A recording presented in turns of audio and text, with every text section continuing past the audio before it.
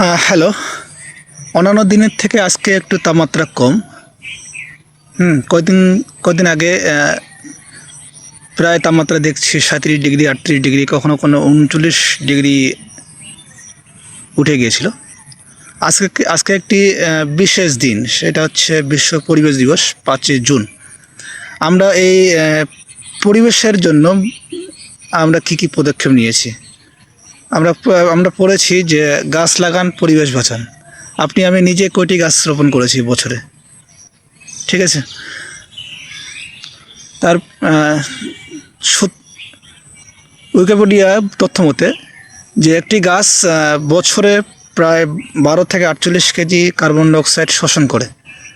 হ্যাঁ, কিন্তু আমাদের দেশে যে পরিমাণ গাছ আছে, আজ সেই পরিমাণ গাছ আর যে পরিমাণ কার্বন ডাইঅক্সাইড উৎপাদন হয় তা আসলে অপ্রতুল বা কম।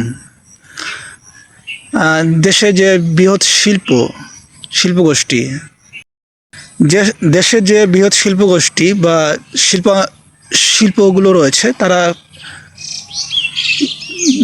বায়ুমণ্ডলে অধিক পরিমাণে কার্বন ডাইঅক্সাইড নির্গমন করেছে।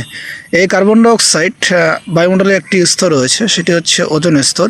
এই ওজোন স্তর ধীরে ধীরে ক্ষয় করে ফেলে বা ধ্বংস করে ফেলে, যার ফলে সূর্য থেকে আসা অতি বেগুনি রশ্মি আমাদের বায়ুমণ্ডলে প্রবেশ করে বা মানুষের ত্বকে সমস্যা সৃষ্টি করে।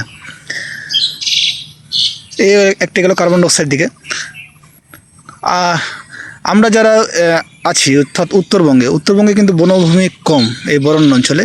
আপনি যদি দক্ষিণবঙ্গে বা পশ্চিম অঞ্চলে যান, সেখানে অনেক গাছপালা অনেক, এবং আকাশ সবসময় মেঘলা থাকে, প্রায় বৃষ্টি হয়। আমাদের এদিকে কিন্তু বৃষ্টি নেই বলে চলে, খুব কম বৃষ্টি হয়। তো এটা স্বাভাবিক, যে অঞ্চলে গাছপালা বেশি থাকবে সেই অঞ্চলে বৃষ্টিপাত বেশি হবে, তাপমাত্রা স্বাভাবিক থাকবে।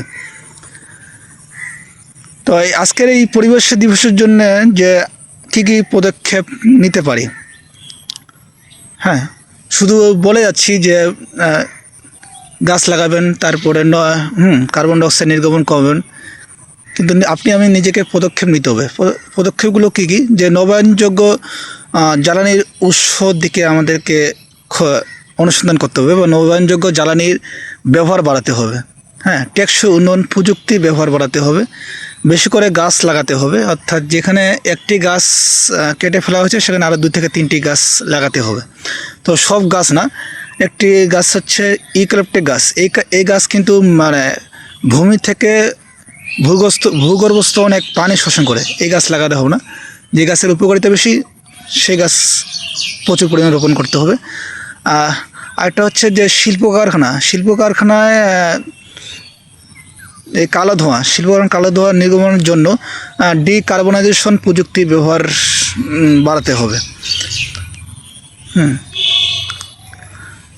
তারপর পরিশেষে যে আমাদের যে আশেপাশের যে পরিবেশটাকে যে উপাদানগুলো দূষণ করতে, অর্থাৎ মাটি, বায়ু, জ্বালানি, হ্যাঁ, মানুষের কর্মকাণ্ড,